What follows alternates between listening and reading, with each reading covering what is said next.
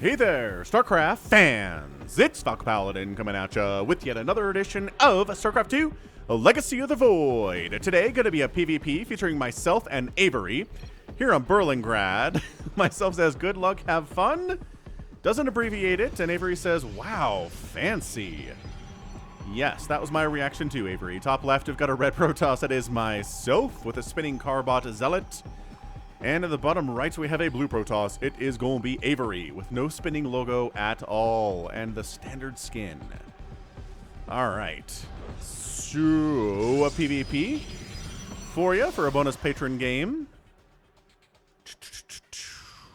One of these players is sub to me at patreon.com/FalconPaladin for at least $10 a month, which gives them the right to send me any replay once a month, and I will cast it and post it on the channel. No questions asked. I've never asked a question. I've never pushed back. So, hey, go ahead and go to patreon.com/FalconPaladin and subscribe to me for at least $1 a month, or maybe more if you want more benefits. Or you can hit that join button down below here on YouTube. I really don't mind. All right, so PvP. 2 gateways and a cyber core is the opening. Man, I had one of these last week, I want to say. Interesting. 1 gate cyber core here from myself. We have seen this really go bad. Although you're not getting a cyber core, are you? No. So Avery's not going cyber core yet. There it is. Okay. So if Avery shows up with 2 stalkers, you only have 1, you're in a bad way, but there we go. We're getting there, just different orders, just slightly different build orders here. But both players are going for the 2 gateways and the cyber core before the expansion, which Avery sees is not happening for myself yet. So he's kind of like, do I expand yet? I don't want 2 stalkers to show up, and I don't quite have the 2 stalkers needed to deal with it. But bam! We're doing it anyway, gosh dang it. Is happening. On the other side, Avery is scouting, and he's like, huh, that's weird. No expansion yet, huh? Well, double guess. Oh, a robotics facility and a dude, scout it. Scout it. He's looking. Oh. Does he want to do his own shenanigans here? Oh, come on. Come on. Do it. Do a proxy pylon. Do a proxy pylon. Do a proxy gateway. Oh, hang on. Myself saw that. Myself's like, hold on. I saw you go over there. I'm going to murder you in a corner. Dead. Okay, so the important thing here is that these weren't scouted. So Avery doesn't know what's going on. He could have scouted this and saw a robo facility and a Twilight Council coming in, and then prepared for, DTs and a War Prism in the future. Avery, you could have known, but you chose not to look. Just hiding in a corner, too. Stargate opening from Avery, actually, surprisingly enough. Got a couple adapts. This is why I like these lower level games. Like, this isn't Trap versus Zest or anything crazy like that. This is myself and Avery. Like, this is just lower level players like all of us are who are watching this. You do crazy stuff. Different things happen. The builds aren't perfect. Decisions are made that are kind of mind-bending. But it leads to some crazy outcomes. And that's what I like about it. Sometimes the professional stuff gets a little bit samey. Where it's like, okay, so we've got a big stalker ball and disruptors in a PvP, and we're going to send disruptor balls back and forth. We've seen this a million times before. This is, golly, he's so close to scouting this. He is so, surround and execution by these probes. Is it lost mining time? Yes. Did you prevent the adepts from scouting any of this stuff? Yes. Oh, something made it in there and did see the robo. Okay. That's not too sus, right? It's like, oh, maybe it's just an observer. You don't know. You don't know what it is, but my golly gee. All right, so this takes forever to come in, but we got it. We got the Dark Shrine. We have the Warp Prism. Let's go. 1-base DT openings are predicated on timing here. Okay, so we're going to go ahead and warp in some DTs, fly them across the map, and by the time the warp is cooled down on these warp gates, we'll get more available. Detection. Yes. Okay, so we're getting a robotics facility, so an observer should be coming out soon. There's a Void Ray from Avery 2, which is pretty good at killing pretty much anything that can't shoot up, which all this stuff can't shoot up. So there's no stalkers at all for myself right now. He's gunning at depth, 3 DTs and 2 zealots, which we've already seen.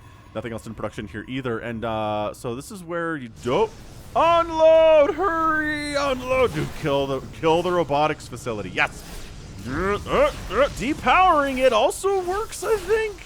It's depowering the robo. Quick, make a forge. Quick, hold the front. Okay, getting shield batteries up is not quite the same thing as getting detection. Oh my gosh, they got the robo. Oh, going for it all. Who needs guaranteed damage, says myself. We're gonna DT snipe down your entire Nexus. This has got to be an Oracle, right? Yes, Avery making an Oracle. The ways of detection are many for Protoss at this stage of the game. He's not gonna save the main Nexus, that's for sure. Okay, so now I'd split up and avoid getting everything revealed, but nope, all 3 of them get revelated. It's like 40 seconds on the revelate, though. It does take a while for a Void Ray to kill something that's not armored, though. You know what? Is this actually going to work out? Like, one of the DTs is going to die. Okay, we have another, like, 20 seconds left on this thing. Hide in a corner. Dude, oh, man, not even close to that. Ah, but another revelation. You should have split up. You really should have split up with these DTs. All right, so the reaction. Myself gets the main Nexus, kills the robotics facility, kills a pylon, gets some probes. But then all 3 DTs are murdered thanks to the quick thinking from Avery and the fact that he had a Stargate. He didn't have a forge. He didn't. There were a lot of things he wished he had there. I was like, what's all this gas for, says Avery. Yep, that was it. It was for the DTs. And then surprise. Myself expanded behind this, so it is 2 base to 2 base, 27 to 30 total workers. Avery, you know, his income is not hot considering he's long distance mining from his main, but that's going to change. That Nexus is coming back up quite soon. Woof!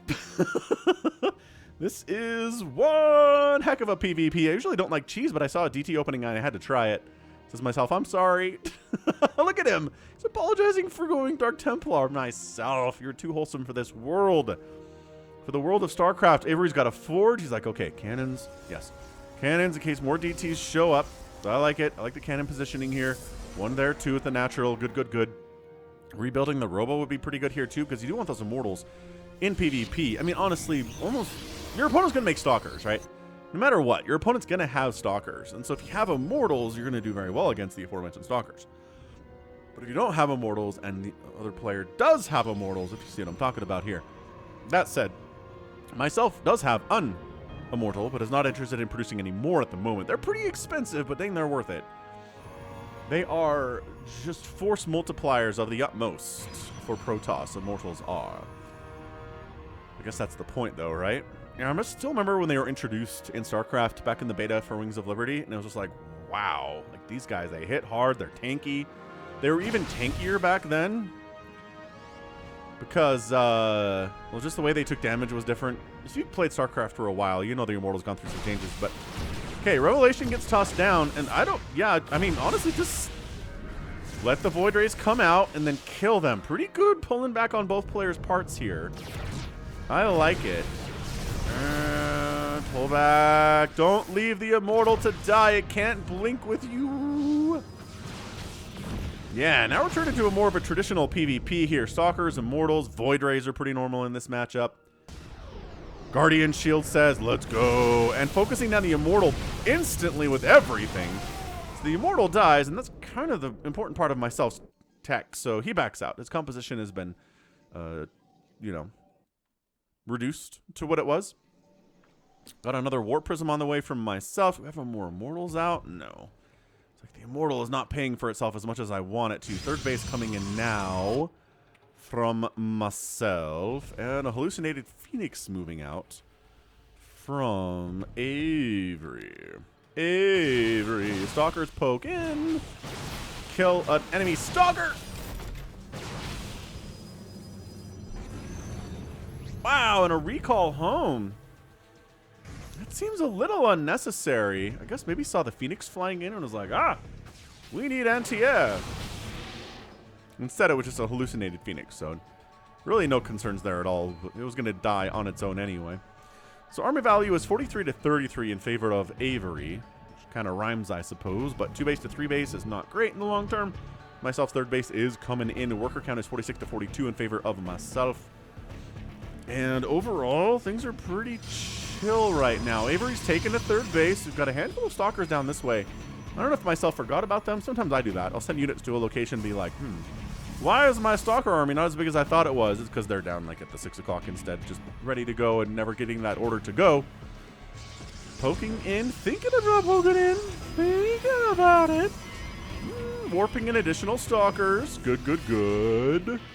Good, good, good, good, good. Warping in maybe more stalkers. He's like, I don't believe in immortals anymore.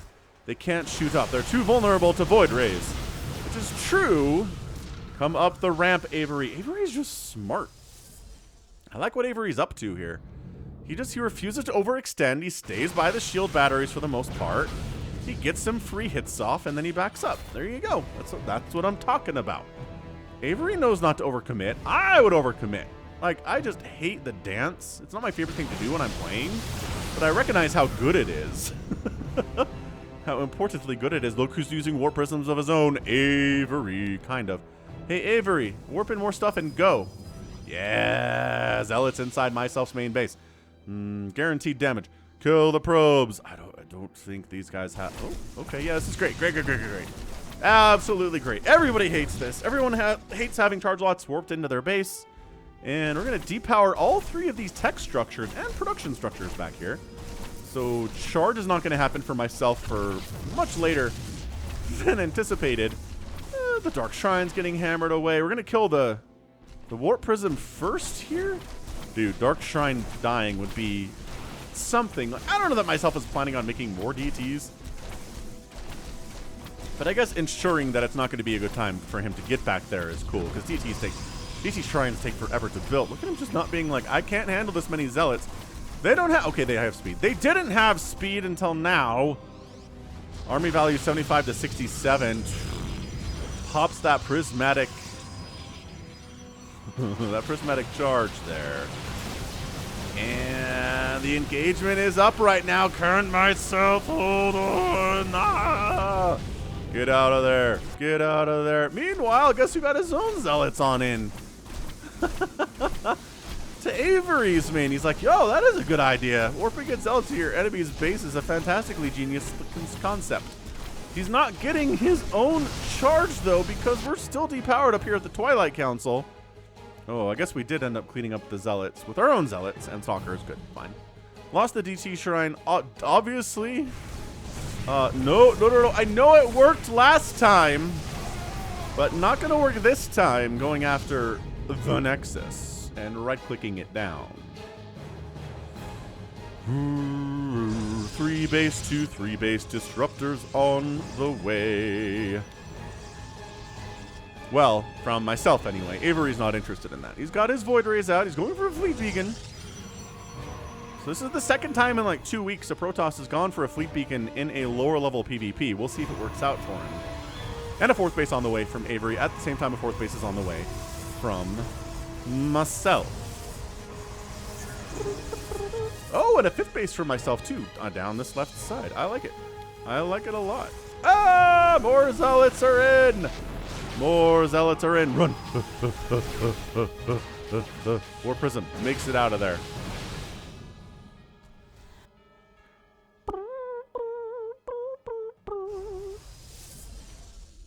War Prism hanging out. Running into this 4th base would be pretty awesome, actually. But again, you have to have vision over there, and he just doesn't have it. So, well, maybe. Okay, never mind. Who needs vision?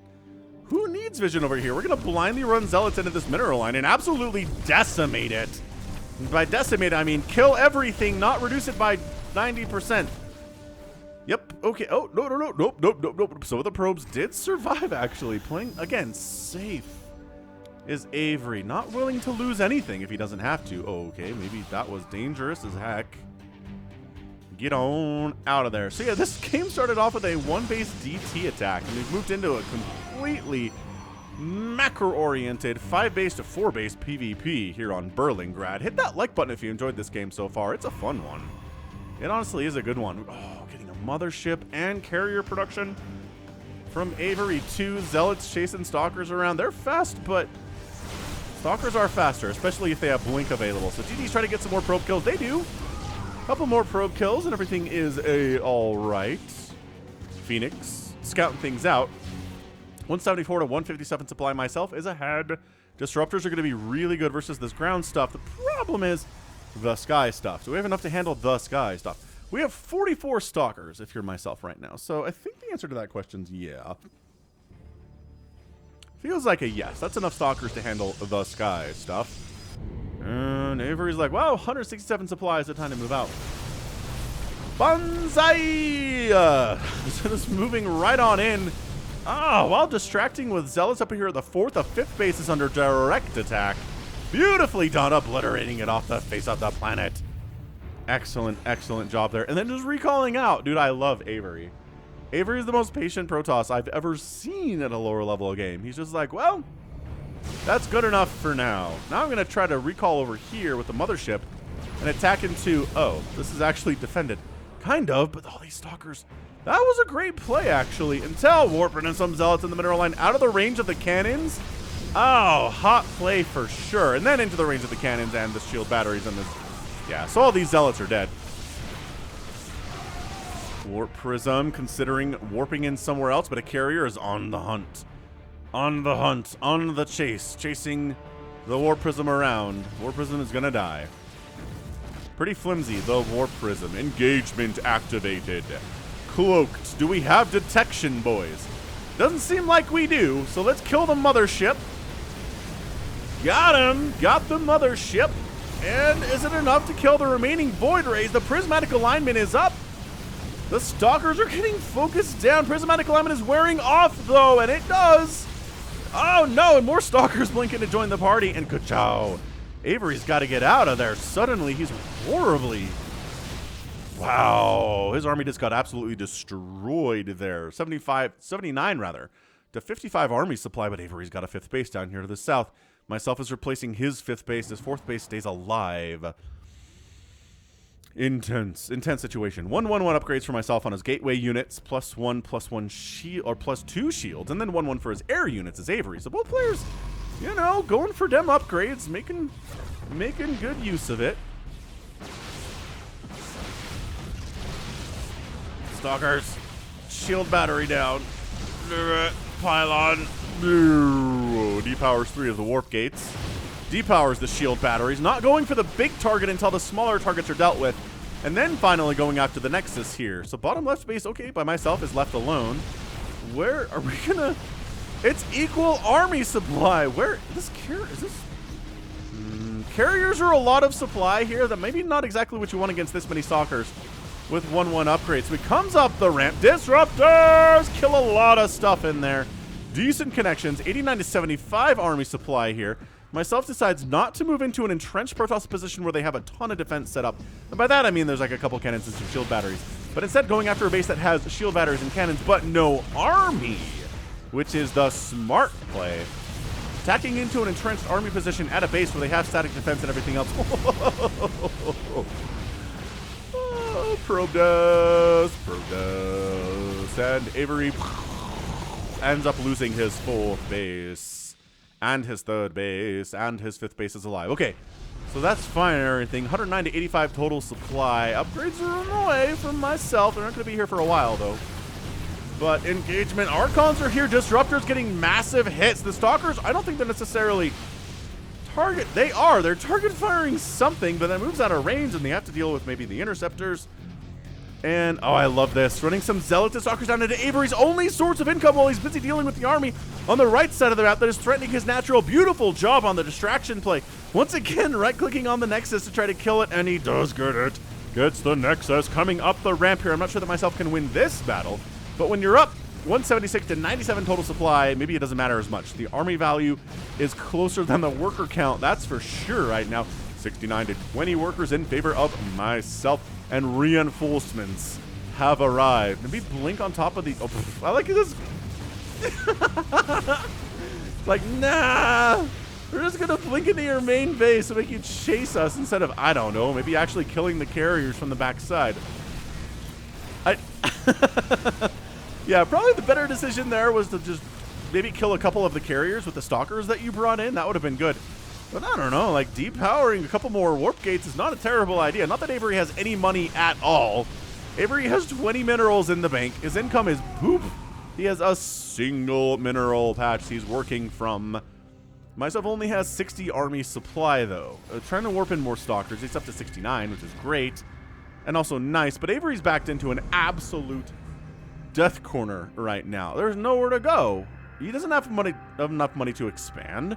He's making an interceptor at a time, and that's the problem with these armies, carrier-heavy armies. If you don't have a reoccurring income in the mineral sphere, these carriers are just not going to have enough interceptors at the end of the day, and you're going to lose. Even if you have technically a really big army value, the interceptor count isn't maxed out. It's not as good as it could be, you know.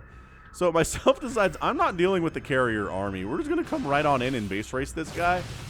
And by base race, I mean kill all of his stuff before he can even hope to kill all of my stuff. So sure, this is technically a base race. But look how many more things there are for Avery to kill than for myself to kill. That said, the carriers are putting out a lot of damage against these buildings and burning things down quickly. Handful of stalkers remain. Nope, evacuate. We just can't handle this many carriers with this many stalkers. The upgrades have kicked in. We have 2-2-2 on the stalkers. They're stronger than they were. But, I guess, yeah, bring your stalkers if they're not going to help defend stuff. And let's kill all... Yep, here we go. Let's kill all of Avery's things. And that's how you can win StarCraft, is killing all their buildings. You can have a single zealot left, and your enemy can have a fully maxed out carrier army. And if you kill their buildings, they lose. Army value is not really what matters. Recall home! Recall home to try to save the day. Avery, you're prolonging the inevitable right now. I understand you're very careful and very circumspect in how you play StarCraft, and I appreciate it. But this game is over. I know you think your carrier army is cool and everything. I get it, dude. I get it. Myself takes out some aggression on some debris. He's like, I should be able to win this. Got another base coming, and every time the carriers move out. Okay, now we see how OP Skytoss really is, says Avery. Oh, he's got an immortal in the group too, though. That's nice. That's gonna help. Oh, it's a lot of stalkers. Okay, individual. Yeah, there we go. Carrier down, and another carrier down, and a blink, and the target firing. Just abusing the flying capabilities of the carriers. Blinking again. And are we killing? I guess we're killing the immortal now, which is fine, I guess. Killing interceptors is great. I'm not a huge fan of killing interceptors, but once all the interceptors are gone, these carriers are big floating balls of nothing. There's 26 interceptors remaining. 21, 17. That's it. He stopped microing. He has accepted his fate. And he is a dead man. GG! Myself is your winner in 26 minutes. And like 9 seconds. And he wants to keep playing. So there, and he's going to leave after the carrier's dead. All right. Woof. That was a good match. Again, considering it started off with a DT attack that did some good damage for sure. Killed the main nexus of Avery, but at the end of it, it was kind of not... It was pretty even. I don't think it did enough damage to really even win the game at all there. So good game. 33,000 to 31,000 resources lost. This is why we don't see a ton of carriers in PvP. We do if you have something to handle the enemy stalkers, right? If you can do attacks into the enemy stalkers with disruptors or with psionic storm or like even just charge lots, kind of shoving them away so they can't just blink on top of the carriers like we saw there and kill them. It's good. Carriers can be good, but you got to have that other stuff going for you too. It can't just be carriers against Protoss. It's got to be disruptors, storm, charge loss, probably all three, honestly. But, yeah, good match. Both players losing a ton of workers, 42 to 89. I mean, obviously, Avery lost more. He stuck in there and stood in there and just was here for too long, probably. But that's okay. Both players lose 4 Nexuses, which is impressive that Avery killed 4 of myself's Nexuses. 1, that he killed that many Nexuses and lost that many Nexuses and lost. And 2, that myself, absorbed that many Nexus losses and still had 6 total bases at the end of the game. So that is some good just stick-to-itiveness there. Well done by myself. So Stalkers were the name of the game. He had 2/2/2 upgrades on him. Great. Got some disruptor shots in there too, which is always encouraging to see from a bit of a lower level player. And absolutely fantastically fun, well played game from both players. So that's what I like about these. These lower level games, you get stuff that you don't see on a normal day. Don't ya know? All right, good. So that is going to be it for me today. This has been Falcon Paladin coming at ya with yet another edition of StarCraft 2 Legacy of the Void and a Patreon cast. Go ahead, hit that like button, hit that subscribe if you like what you saw and what you heard today. You can also catch me on Twitter, Facebook, Patreon, and Twitch, all at /Falcon Paladin. And until next time, as always, thank you so much for watching. You take care of yourself. The path of ascension is before us. Our honor guides us.